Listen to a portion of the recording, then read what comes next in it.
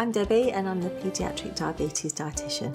Diabetes is a condition that will stay with the person for the whole of their life. It's important that they learn how to manage this condition on a day-to-day basis. So today we're at our FRED workshop. FRED stands for Food, Relationships, Exercise and Diabetes. Every member of our multidisciplinary team is involved in the workshop, including our psychologist and all of our nurses. This is a workshop that we're running to give you some more information, some more knowledge, and hopefully to allow you to do more at home with your management of diabetes. Parents and children worry when they're first diagnosed about how they'll manage at home. So the workshop is structured and broken up into hour-long segments. We separate the parents and the children for some of it. That allows the parents to have some time with our psychologist, and they will be talking about how they're actually living with diabetes and how that's impacting on their day-to-day life. Whilst the children are with me learning about food and healthy eating, and then we swap over. I'm going to go around the group, get you to just introduce yourself, who the child or young person is in your family that has diabetes, and tell us a little bit about the journey so far. And the other thing I want you to do is tell me something that you're hoping to get out of today, or something that you really would like to be covered, and I'm going to make a bit of a list to make sure we can address as many of those issues as possible. First time he went to school with it, he pricked his finger how many times? 25 times in one day. He's quite a clever boy, and he's well aware of it. So he's constantly monitoring, he's constantly fearful of it as well, yeah? Like your son, and it does come the time, everyone's like that. Well, I didn't sleep till 2 o'clock in the morning for the first few weeks, because 2 o'clock is when we're supposed to check. So I checked at 2, and then I could go to sleep. That's some of the signs of anxiety, really, in terms of that constant questioning.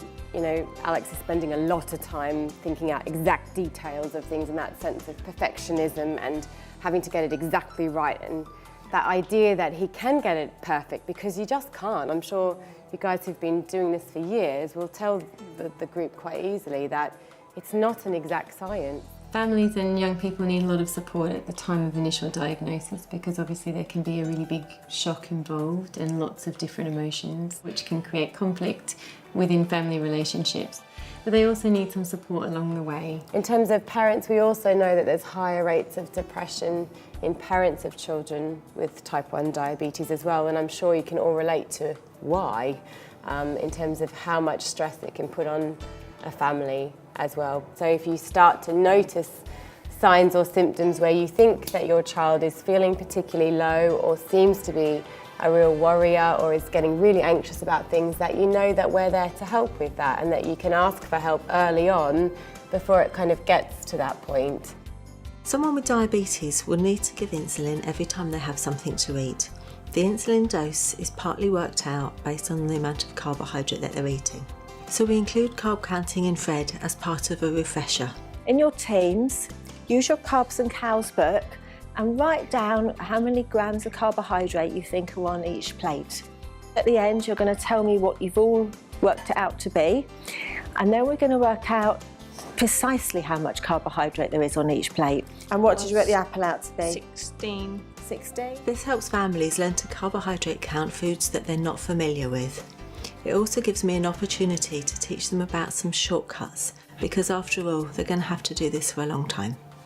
I hope you've got a little bit of energy left, because we're going to be spending the next 20 minutes or so talking about exercise. When I talk about exercise, I don't just mean having a game of football or riding your bike. What else do you think is included in the term of exercise? What did you think, Alex? Everything that you do and use energy with? Yeah, anything that's active that you're not doing absolutely every day. So I want you to think about a situation and discuss together what you might do, and then you can tell the rest of the group. So the idea then, the risk with exercise is that the blood glucose might go low, either during it or after it.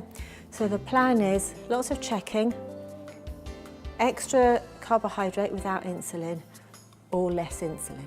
We support families in total who have diabetes. We think about diabetes being something that impacts on the entire family, not just on the young person. Only another family of a child with diabetes knows exactly what they're going through, and although they have us to talk to and offer support, families tell us that they get a lot of support and encouragement from meeting and talking to other families and sharing their experiences.